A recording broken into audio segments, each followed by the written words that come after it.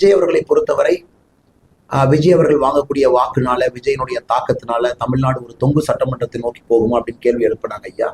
நான் அதை பார்க்கவில்லை அப்படின்னு சொன்னாங்க. ஐ டோன்ட் சி அந்த பாசிபிலிட்டி நான் பார்க்கலிங்க. அதே நேரத்தில் விஜய் அவர்களை பற்றி கருத்து கேட்டீங்க. அரசியலில் வந்திருக்கிறாங்க, ஈர்ப்பு இருக்கு, மக்களை சந்திக்கிறாங்க, எல்லா இடத்துக்கும் போறாங்க.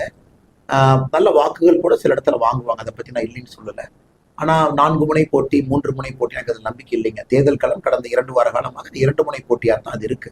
ஏன்னா மக்கள் கேண்டிடேட்டும் பார்க்குறாங்க. என்னதான் தலைவர்கள் கட்சி இருந்தாலும், முதலமைச்சர் வேட்பாளர் இருந்தாலும் கூட நம்ம ஜனநாயகத்துல கேண்டிடேட்டும் முக்கியம். இப்போ அதனால தான் கருப்பு முருகானந்த மன்னனை பற்றி நான் சொன்னேன். 2 கேண்டிடேட்டையும் தரம் பிரித்து பார்க்குறாங்க. ஸோ அதனால் விஜய் அவர்களை பொறுத்தவரை இந்த முறை இந்த தேர்தலில் ஒரு வாக்கு வங்கி அவர் ஏற்படுத்துவார். அதில் நம்ம இல்லை என்று மறுப்பதற்கு ஒன்றும் இல்லை. அந்த வாக்கு வங்கியால் தேசிய ஜனநாயக கூட்டணிக்கு எந்த விதமான சேதாரமும் வராது என்பது என்னுடைய கணிப்பு.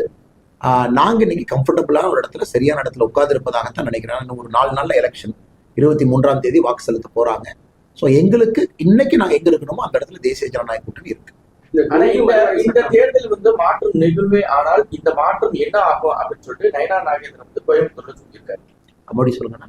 இந்த தேர்தலில் மாற்றம் நிகழ்வே, ஆனால் இந்த மாற்றம் என்ன ஆகும்? நேற்று பேசினாங்க. என்ன சொன்னாங்கன்னா, இந்த தேர்தல்ல மாற்றம் நடக்கவில்லை என்றால் உங்க நிலைமை என்ன ஆகும்னு யோசிச்சு பாருங்க. நேற்று ஸ்பீச் அது தமிழ்நாட்டு மக்கள் எல்லோருமே யோசிக்க வேண்டிய விஷயம் தான். எல்லோருமே இந்த முறை திரும்ப திராவிட முன்னேற்ற கழகம் இன்னும் 5 ஆண்டு காலம் இதே பொறுப்புல இருந்தா என்ன ஆகும்னு ஒரு சிந்திக்கணும். கடன் சுமை, பெண்களுக்கு எதிரான பாலியல் குற்றங்கள், சட்டம் ஒழுங்கு சீர்கேடு, குடும்ப ஆட்சி, லஞ்ச லாவண்யம், நகராட்சியினுடைய சீர்கேடு, மாநகராட்சியினுடைய சீர்கேடு, உள்ளாட்சிகளுடைய சீர்கேடு, இதெல்லாம் கூட மக்கள் பார்க்கணும். போதைப் பொருளுடைய புழக்க வழக்கம் எல்லா இடத்துலையும் இன்னைக்கு கிராமத்தை நோக்கி வந்துருச்சு. நகரத்தில் இருந்த போதைப் பொருள் கிராமத்துக்கு வந்துருச்சு. அதெல்லாம் மக்கள் கண்டினியூ ஆகணும் அப்படின்னு யோசிச்சாவே மக்கள் முடிவு செய்தாலும் நமக்கு இது வேண்டாம் என்று.